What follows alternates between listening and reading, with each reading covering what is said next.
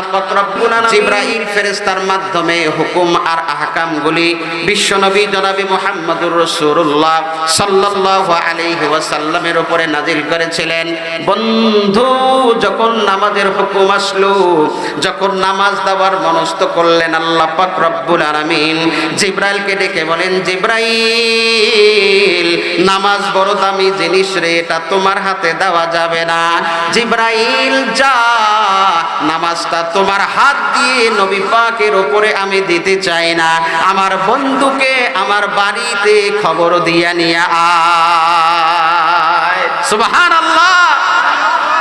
যতগুলি হুকুম আর আহকামগুলি আছে জিবরাইলের মাধ্যমে নবীর উপরে আসছে কি আসে নাই? সবগুলি হুকুম আর আহকামগুলি জিবরাইলের মাধ্যমে নবী সাল্লাল্লাহু আলাইহি ওয়াসাল্লামের উপরে এসেছে। কিন্তু যখন নামাজের হুকুম আসলো, আল্লাহ পাক রব্বুল আলামিন বলেন, ও জিবরাইল, নামাজের হুকুমটা তোমার হাত দিয়ে দেব না, আমার বন্ধুকে আমার বাড়িতে খবর দিয়ে নিয়ে আয়। মুসলমান বন্ধুরা, আমার বিশাল বড় ঘটনা সংক্ষেপ করছি। বিশ্বনবী সাল্লাল্লাহু আলাইহি সাল্লাম চলে গেলেন। জিবরাইল আমিন এসে বিশ্বনবী সাল্লাল্লাহু আলাইহি সাল্লামকে নিয়ে চলে গেলেন আল্লাহর বাড়িতে। ও মুসলমান, বিশ্বনবী সাল্লাল্লাহু আলাইহি সাল্লাম যখন আরশ মহল্লায় ঢুকতে যাবে, তখনও পর্যন্ত কিন্তু আপনার আমার নবীর পায়ের মধ্যে স্যান্ডেল ছিল। সুবহানাল্লাহ। কখন মেরাজে গিয়েছেন, বিশ্ব নবীর পায়ের মধ্যে জুতা ছিল। মুসলমান, আরশ মহল্লার মধ্যে যখন আল্লাহর পয়গম্বর প্রবেশ করবেন, তখনও পর্যন্ত আপনার আমার নবীর পায়ের মধ্যে স্যান্ডেল ছিল।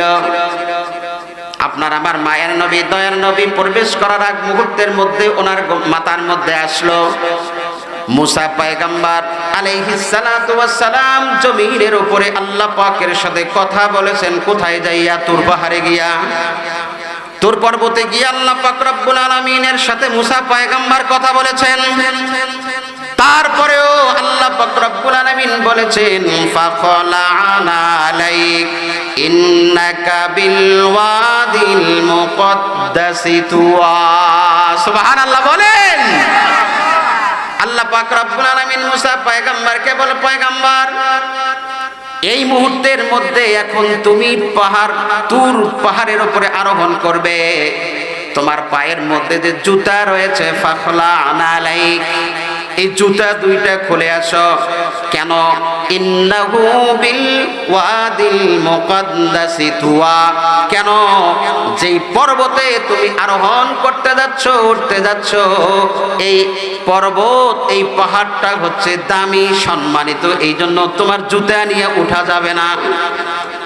আল্লাহর পয়গম্বর যখন আরশ মহল্লায় যাবে, চিন্তা আসলো মুসা পয়গম্বর জমিনের উপরে তুর পাহাড়ে যাইতে গিয়াও আল্লাহ পাক রব্বুল আলামিন নির্দেশ দিয়েছেন জুতা খোলার জন্য। তুর পাহাড়টা কোথায়? জমিনে না আসমানে? আরো জোরে বলেন। তুর পর্বতটা জমিনে, আসমানে তো আর না। আল্লাহর পয়গম্বর চিন্তা করছেন, তুর পাহাড়টা জমিনে হওয়ার পরেও আল্লাহ পাক রব্বুল আলামিনের পক্ষ থেকে অর্ডার এসেছে, তুমি তোমার জুতা খোলো। আর আল্লাহর বাড়িটা জমিনে না, আরশে আসমানে। এই মিয়ারা জোরে বলেন না কেন?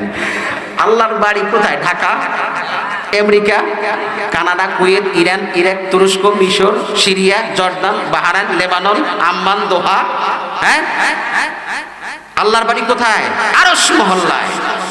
আল্লাহর পয়গম্বর চিন্তা করছেন, আরশ মহল্লা হচ্ছে আল্লাহ পাক রব্বুল আলামিনের বাড়ি। আরশ মহল্লায় আমি এখন প্রবেশ করতে যাব, এমন মুহূর্তের ভিতরে তো জুতা পায়ে দিয়ে যাওয়া যায় না, কারণ তুর পাহাড়টা হলো জমিনে। তারপরও আল্লাহর পাক রব্বুল আলামিন জুতা খোলার নির্দেশ দিয়েছেন।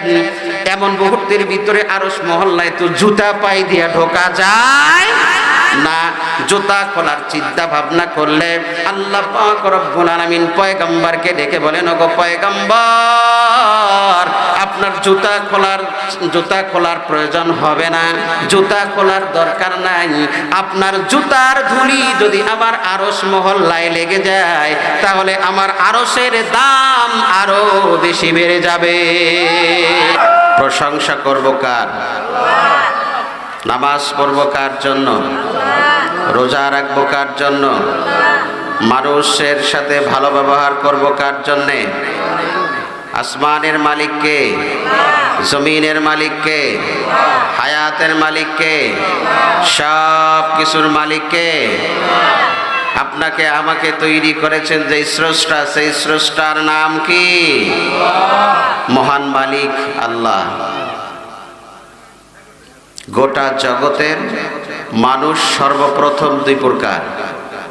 এক প্রকার হচ্ছে নাস্তিক, এদিক দেখ, এক প্রকার হচ্ছে নাস্তিক, আর এক প্রকার হচ্ছে আস্তিক। গোটা জগতের মানুষ সর্বপ্রথম কয় প্রকার? দুই প্রকার। এক প্রকার নাস্তিক, আর এক প্রকার আস্তিক। নাস্তিক যারা এক আল্লাহকে বিশ্বাস করে না, কবর, হাসর, মিজান, ফুলসেরাত, পরকালকে কিছুই বিশ্বাস করে না। তারা বলে পৃথিবী এমনি এমনি সৃজিত হয়েছে, মানুষ এমনি এমনি সৃজিত হয়েছে, এর পিছনে বানানেওয়ালা, তৈরি করা কারো কেউ নেই। নাস্তিক যারা আল্লাহকে, স্রষ্টাকে বিশ্বাস করে তো করেই না, বরং পৃথিবী, আসমান, জমিন যা কিছু দেখছেন, যা কিছু হচ্ছে, হয়েছে, সবগুলি নাকি এমনি এমনি হয়েছে। চিৎকার দিয়ে বলেন নাউজুবিল্লাহ। এ তো গেল এক প্রকার। আর এক প্রকার হচ্ছে আস্তিক। আস্তিক আবার এক মতাদর্শের উপরে প্রতিষ্ঠিত নয়। আস্তিক হচ্ছে যারা স্রষ্টাকে বিশ্বাস করে, সৃষ্টির স্রষ্টাকে যারা বিশ্বাস করে তারা হলো আস্তিক। আল্লাহকে যারা বিশ্বাস করে তারা হলো আস্তিক। কবর, হাসর, মিজান, ফুলসেরাত, পরকালে আমাদেরকে উঠতে হবে, সেই মহান মালিকের সামনে আমাদের জীবন পরিচালনা করার যে লাইফ দিয়েছে, সেই লাইফের টোটাল A to Z পুঙ্খানুপুঙ্খভাবে হিসাব নিয়ে তারপরে আমাকে আপনাকে হয় জান্নাতে, না হয় জাহান্নামে যেতে হবে। এই মানুষগুলাকে বলা হয় আস্তিক। আস্তিক আবার কয় ভাগে বিভক্ত? কেউ একত্ববাদে বিশ্বাসী, যারা এক আল্লাহকে স্রষ্টা মানে, কেউ বা দ্বৈতবাদে বিশ্বাসী, দুইজন রবকে মানে। ইহুদি সম্প্রদায়ের মানুষেরা দুইজন রবকে মানে। খ্রিস্ট ধর্মের অধিকারী যারা, খ্রিস্ট সম্প্রদায়ের মানুষেরা, তারা তিনত্ববাদে বিশ্বাসী, তিনজনকে রব মানে।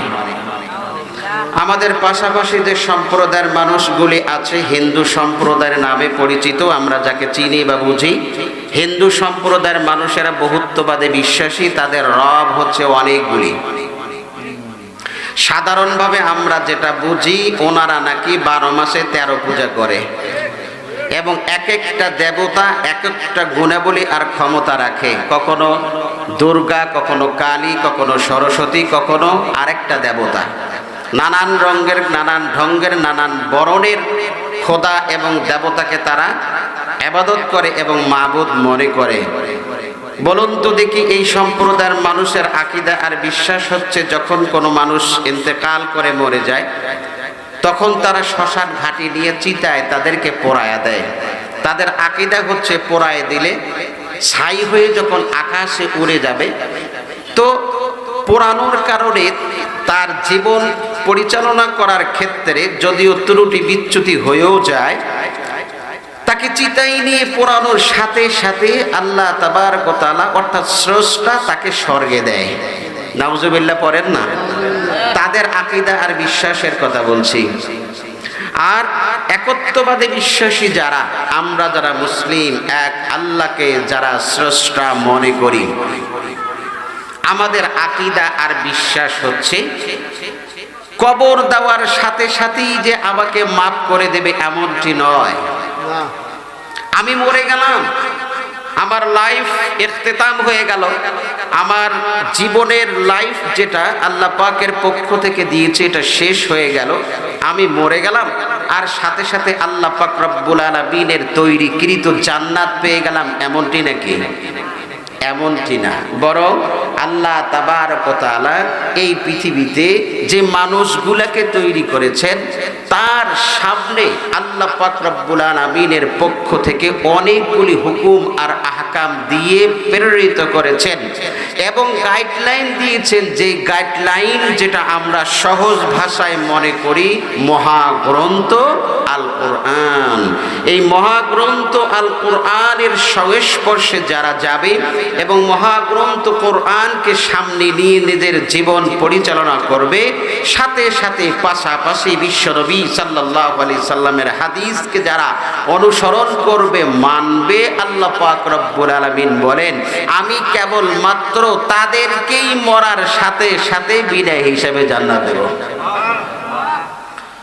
মুসলমান বন্ধুগণ আমার, এখানে যারা আছেন তারা সবাই জান্নাত যেতে চান। এখানে এমন কোন লোক নাই যেই লোকটা জাহান্নাম যেতে চায়। সহিলপুর বাজারের ভিতরে মনে করুন জীবনে কোনোদিন কখনো কোনো ওয়াক্ত নামাজ পড়ে নাই, এই ধরনের একটা মানুষকে কাছে পেয়ে যদি বলেন ভাই তোমার জীবনের অর্ধেক টাইম অথবা 3 ভাগের 2 ভাগ চলে গেছে, অল্প সময়ের ভিতরে তোর ডাক এসে যাবে, তুই মরে যাবি, বলো তো দেখি কবরের ভিতরে তুই জান্নাতে থাকতে চাস না জাহান্নামে থাকতে চাস? জীবনে কখনো কোনোদিন এই লোকটা নামাজ পড়লো না, আপনি যদি বলেন মরার পরে পরে কবরটা তুই কিরকম চাস? সুখে থাকতে চাস নাকি দুঃখে, শান্তিতে নাকি অশান্তিতে?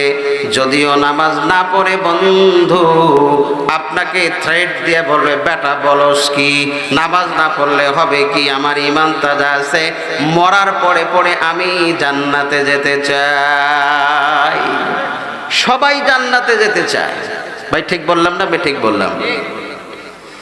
5 ওয়াক্ত একজন মুত্তাকি পরহেজগার মানুষ যে 5 ওয়াক্ত নামাজ পড়লো, রোজা রাখলো, হজ করলো, যাকাত করলো, আলেম ওলামাদের সাথে সংশ্লিষ্টতা অর্জন করে তার নিজের জীবন পরিচালনা করলো, এই মুত্তাকি পরহেজগার মানুষটাকে যদি আপনি বলেন ভাই মরার পরে পরে তুমি কোন জায়গায় যেতে চাও, সেও কিন্তু বলবে মরার পরে পরে আমি জান্নাতে যেতে চাই। মুত্তাকি যে না, যে নামাজ পড়লো না, রোজা রাখলো না, এই ইবলিশ শয়তান মানুষকেও আপনি জিজ্ঞেস করলেন, সেও জান্নাতে যেতে চায়। বন্ধু বলুন তো দেখি আল্লাহ পাক রব্বুল আলামিন কোন মানুষটাকে জান্নাত দিবে?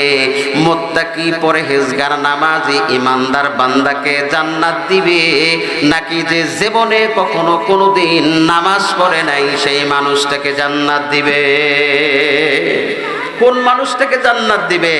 যে নাকি আল্লাহ পাক রব্বুল আলামিনের পক্ষ থেকে নাজিলকৃত এবং পাঠানো প্রেরিত যে হুকুমগুলি আল্লাহ পাক মানুষের জন্য দিয়েছে, এটা করো না, এটা করলে তোর গুনাহ হবে, এটা করো না, এটা হারাম, এটা করো না, এটা নাজায়েজ।